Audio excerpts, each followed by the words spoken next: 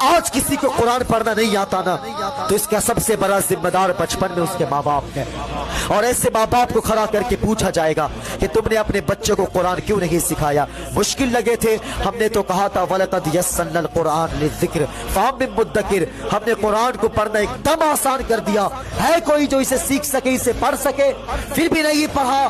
ایسے ماں باپ کو جواب دہی کرنی پڑے گی۔ ہم نے بہت بڑی غلطی کیا ہے صاحب، ہم نے کہا مولانا ہمارے بچے کو بھی آدھا گھنٹہ قرآن پڑھاؤ، اور کل ہو کر کے 35 منٹ دیر ہو جائے، ہم فون کر کے کہتے ہیں مولانا بچے گھر نہیں آئے ہیں، 5 منٹ دیر ہو گئی ہے، کہو کیا بات ہے؟ اللہ اکبر کہتے 5 منٹ اسکول کے لیے دیر ہو گئے ہیں، اور تمہیں غیرت آنی چاہیے، تجھے شرم آنی چاہیے۔ 16 گھنٹے تجھے کتا بلی سکھایا ہے، لیکن قرآن کے لیے صرف آدھا گھنٹہ دیا ہے۔ میں کسی تعلیم کے مخالف نہیں ہوں، میں دعا کرتا ہوں ہمارے قوم میں بھی ڈاکٹر، وکیل، انجینئر پیدا ہو، لیکن یاد رکھنا یہ سب کچھ بعد میں ہو، مصطفیٰ کا غلام پہلے ہو۔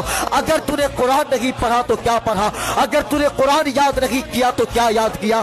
اللہ اکبر۔ آج اگر ہمیں یاد ہے تو فلمی ایکٹروں کے نام یاد ہے، کرکٹ کے سارے کھلاڑیوں کے نام یاد ہے، ہمیں گندے گندے گانے یاد ہے۔ اگر یاد رہی ہے تو قرآن یاد رہی ہے، اگر یاد رہی ہے تو قرآن کی 10 صورتیں یاد رہی ہے۔ اللہ اکبر۔ جوانوں مجھے دل پر ہاتھ رکھ کر کے بتانا، اگر تم قبر میں جاؤ کہ مصطفیٰ نے پوچھ دیا بتاؤ قرآن پڑھا تھا کہ نہیں پڑھا تھا، تو کون سے شکل لے کر کے جاؤ گے مصطفیٰ کے سامنے؟ کون سا چہرہ لے کر کے جاؤ گے ساقی کوثر کے سامنے؟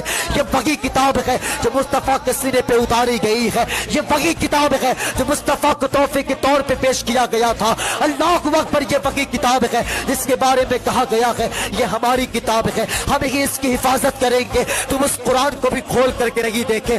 آج قرآن کب کھولا جاتا ہے؟ رمضان آئے تو قرآن کھولا جاتا ہے، باپ مرتا ہے تو قرآن کھولا جاتا ہے، 30 اور 40 میں قرآن کھولا جاتا ہے۔ میں اس بات سے انکار نہیں کرتا، تم جنازے میں بھی قرآن پڑھو، رمضان میں بھی قرآن پڑھو، لیکن بتاؤ تو صحیح صرف رمضان میں قرآن پڑھنے کے لیے آیا تھا، صرف 30 اور 40 میں قرآن پڑھنے کے لیے آیا تھا؟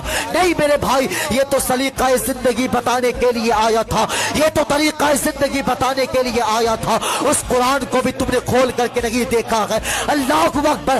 گھروں میں تلاوت قرآن کو عام کر دو، تعویذوں کی ضرورت نہیں پڑے گی۔ خدا کی قسم ادھر قرآن پڑھا جائے گا، ادھر تیرے گھر میں خدا کا کرم ہو جائے گا۔